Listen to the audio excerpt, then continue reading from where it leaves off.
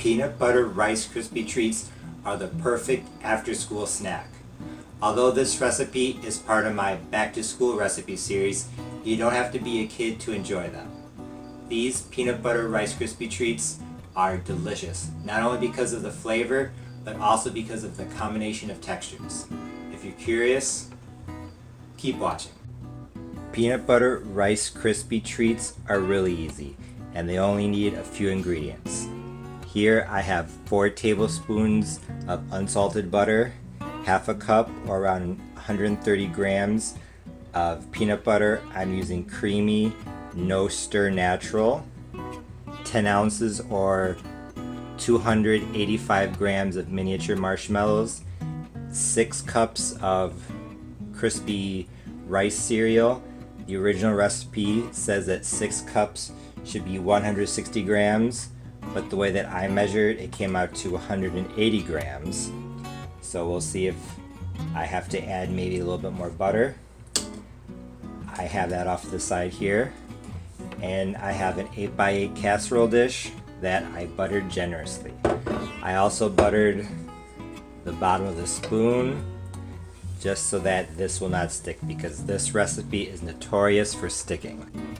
So the first step of the recipe is to melt the butter. I'm doing so over medium heat. I just want it to melt. I don't want it to brown or burn. And then once it's melted, I'll add in the peanut butter and then the marshmallows, and then add that to the crispy rice cereal. Like I mentioned earlier, this is creamy, no stir natural peanut butter. I know a lot of natural peanut butters, if it's just sitting on the shelf, there will be some oil separation. This no stir does not have oil separation because if you look at the ingredients, any no stir natural peanut butter will likely have palm oil as one of the ingredients.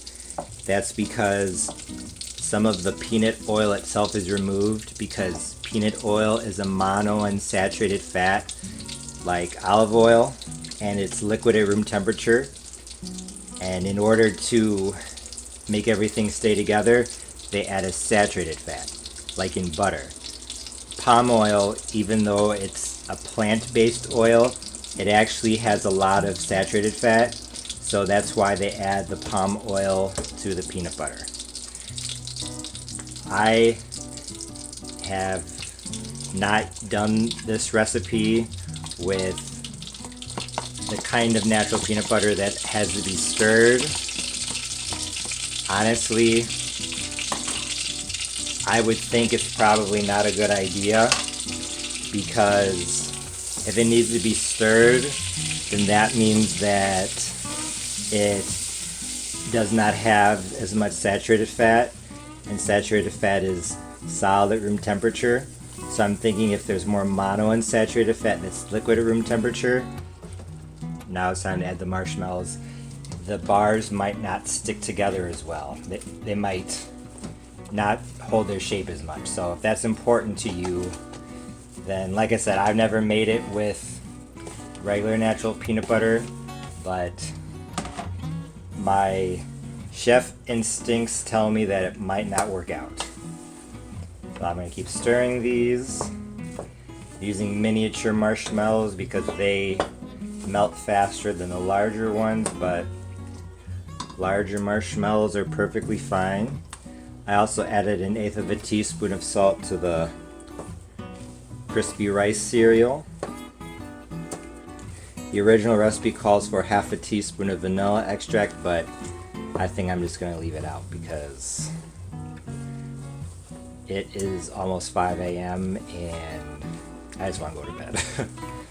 So now that the peanut butter and marshmallows and butter are all melted together, I'm going to turn off the heat, and I am going to dump everything into, actually maybe I should just dump it into here. I'll just dump it into here. Why dirty two things?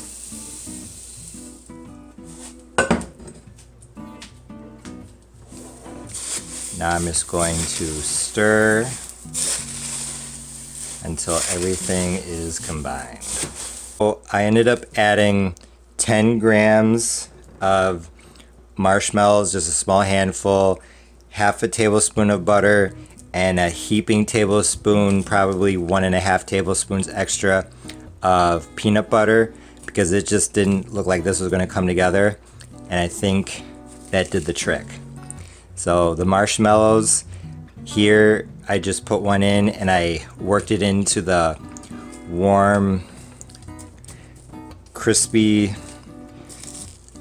cereal mixture, and it's pretty much all dissolved now. So this is starting to harden up.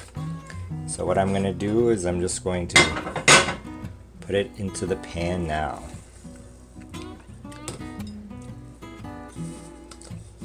I think that if you follow the original recipe, see, here's one of the marshmallows. I just worked it into the mixture the best that I could. I think that if you follow the recipe exactly, instead of putting in 180 grams of crispy cereal, if you do 160, I think it'll be fine. I don't think you have to add anything else. But sometimes if you aren't sure about measurements, a simple recipe can turn into a lot of quilombo, and you'll have to think of how you can save it. The peanut butter Rice Krispie Treats cereal mix is now in the casserole dish. As I just scraped it out of the pan, I use this spoon to help scrape off the bottom, and then I just put it into here and press it down with the spoon. It was a little bit more mashable earlier. It's been maybe 10 minutes and it's already very, very solid. So as you can see, this sets up quickly. So if you make these Rice Krispie Treats with peanut butter, make sure that your casserole dish is buttered and everything is ready to go, because like I said, this sets up very, very quickly. After the peanut butter Rice Krispie Treats had fully hardened, it was time to cut and dig in. Time to cut into these. It's been about half an hour. They're still a tiny bit warm, but that's okay. This is either a very late dessert or a very early breakfast. These peanut butter Rice Krispie Treats were incredibly delicious. Although the flavor was delicious, what I really liked about these was the combination of textures, the crispy rice and the gooey peanut butter and marshmallows. Unlike anything else I've had recently, these peanut butter Rice Krispie Treats were both soft and gooey, but also firm and crispy at the same time, an incredible contrast of textures. Although I waited until they were hardened to enjoy them, the next time I made these, I cut and served them before they had fully hardened, and I actually prefer them when they're still warm and still kind of gooey. However, as you can see, once they're fully hardened, you can cut them and they're very easily transportable. Perfect for an after-school snack or a treat in a lunchbox, or something quick, easy, and delicious for an after-school snack.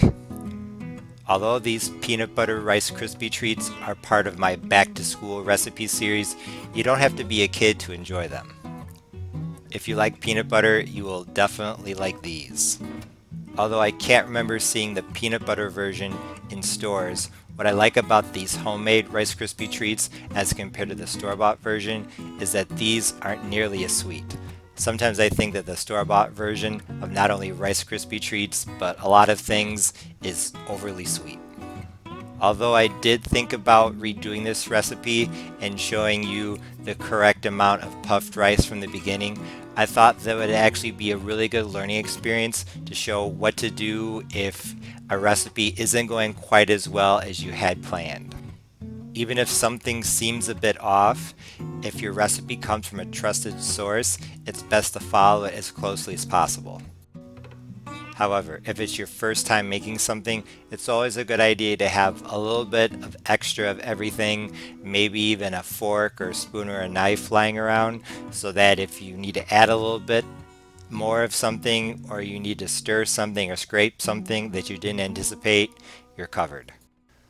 Although earlier in the video I said that I didn't think the kind of natural peanut butter that has the natural oil separation would work in this recipe, I decided to give it a try. And as I had predicted, no stir natural peanut butter is definitely the way to go. Don't get me wrong, the 100% natural peanut butter was definitely good in this peanut butter Rice Krispie Treats recipe, but I don't feel like it incorporated into the puffed rice cereal and the marshmallows as well as the other kind of natural peanut butter did.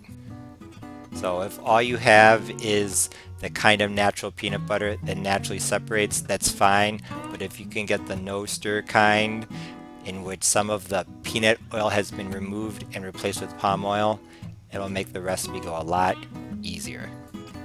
I'll be doing other versions of Rice Krispie Treats in this back to school recipe series, so if you're curious as to what the possibilities are, stay tuned.